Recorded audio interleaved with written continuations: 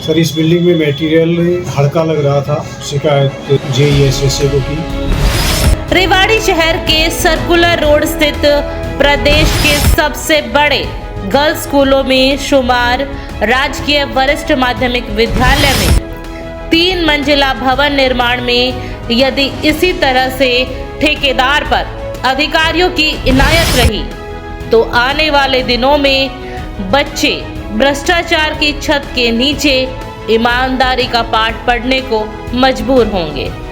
जी हाँ, बिल्कुल ऐसे आरोप और कोई नहीं 1600 छात्रों वाले राजकीय वरिष्ठ कन्या माध्यमिक विद्यालय स्कूल के प्रिंसिपल लगा रहे हैं।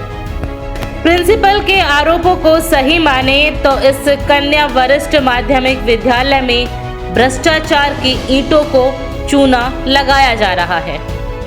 यहाँ पर मिली भगत का खेल देखिए कि 40% निर्माण के बाद ही स्कूल की 3 मंजिला भवन निर्माण कर रही बहादुरगढ़ की YK फर्म को 1.25 करोड़ रुपए की पेमेंट भी कर दी गई।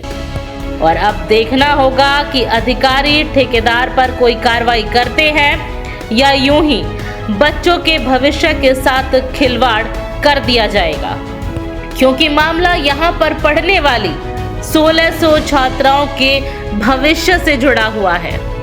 और आगे आपको बता दें कि 2015 में तत्कालीन शिक्षा मंत्री रामविलास शर्मा ने की थी घोषणा।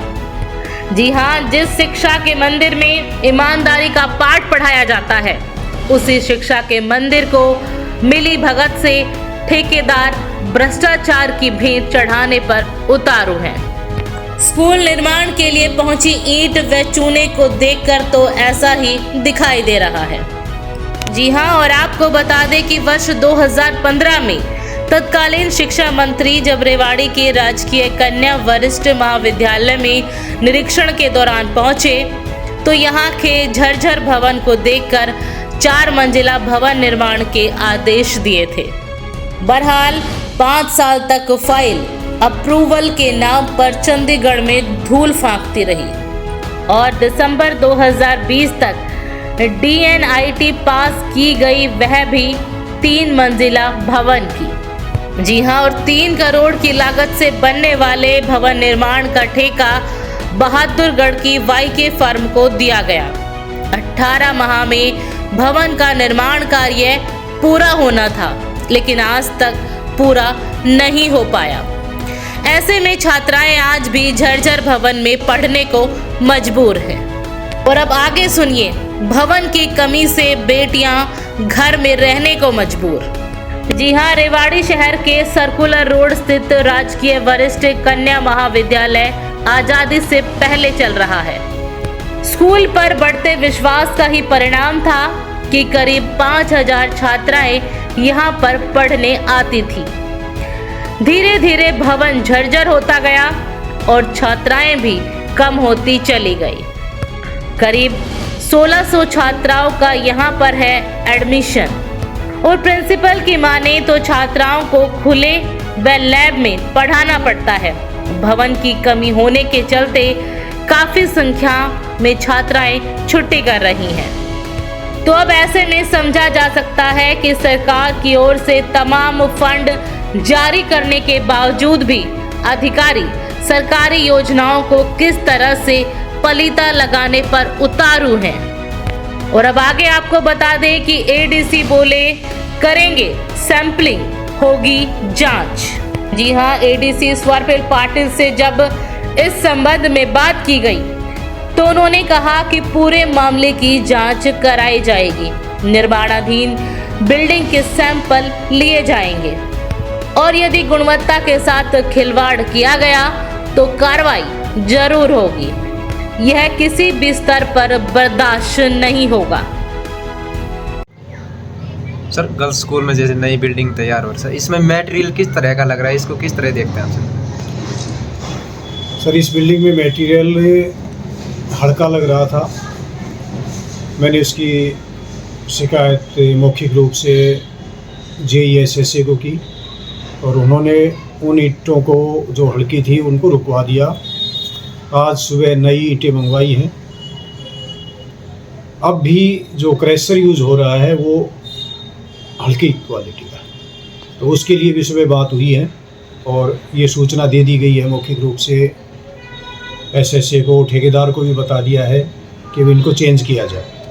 सर कितने फ्लोर की ये बिल्डिंग बनी है और मतलब बिल्डिंग बन के आधी तैयार भी हो गई है, आपने अभी ध्यान दिया सर, पहले से ध्यान नहीं दिया है, किस तरह सर आप कैसे ध्यान आया? ये बिल्डिंग 3 मंजिल की इस पे लेंटर डल चुका है। इसका जो मैप है उसमें 4 बिल्डिंग का है, 4 मंजिल का है, लेकिन ये ठेकेदार बता रहे हैं कि हमें जो आदेश हैं वो 3 मंजिल के ही बनाने के हैं।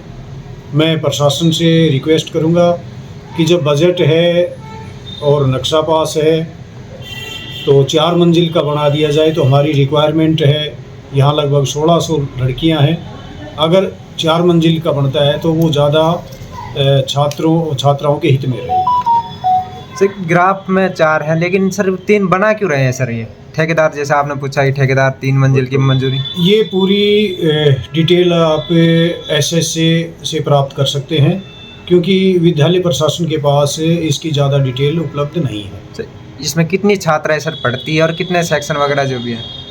इस विद्यालय में लगभग 1600 छात्राएं हैं कक्षा 6 से 12 में, और हमारे पास टोटल कक्षा 23 है। सेक्शन ज़्यादा हैं, अगर जल्दी काम हो जाता है तो निश्चित रूप से अगले सेशन से छात्राएं और वो पढ़ाई का माहौल है वो भी इसमें सुधार हो। सर नई बिल्डिंग में कुछ पुरानी बिल्डिंग भी है, जो भी कमरे हैं वो कंडम घोषित हो गया है, पुरानी में अभी बिल्डिंग क्लासेस लग रही है सर इसकी? पुरानी बिल्डिंग हमारी, ये विद्यालय बहुत पुराना है, आज़ादी से पहले की ये बिल्डिंग्स बनी हुई हैं और उन रूम्स को हम अब भी यूज़ कर रहे हैं। मैं प्रशासन से अभी रिक्वेस्ट करूंगा कि ये स्पीडी काम हो जाए और पुराने जो रूम हैं उनको डिमोलिश कर दिया जाए तो वो ज़्यादा अच्छा है। जो क्लासेस लग रही है सर वो कितने शिफ्ट में लग रही है? कितनी 1600 बच्चे हैं, कमरे भी कम हैं? 1600 बच्चे हैं।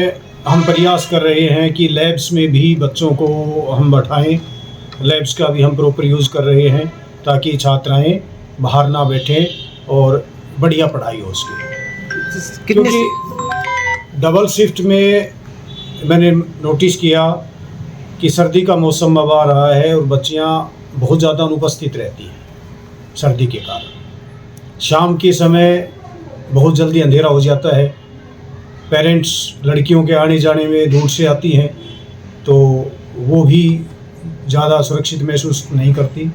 इसलिए ये प्रयास किया गया है कि भी बच्चियाँ चाहे बाहर बैठ जाएं लेकिन उनकी पढ़ाई अच्छी तरह से। सर ये आपने बात की होगी एसडीओ साहब से, जैसे भी कब तक ये बिल्डिंग बनकर तैयार हो जाएगी सर? क्योंकि पुरानी बिल्डिंग में भी बच्चे हैं, क्योंकि एक कमरे में 2-2 क्लासेस लग रही है। अभी मौखिक रूप से हमें ये बताया गया है कि नए सेशन तक ये बिल्डिंग तैयार हो जाएगी। लिखित में ऐसा हमारे पास कुछ भी नहीं है, इसको तो आपको एसएसए वाले ज़्यादा बता सकते हैं कि कब तक कंप्लीट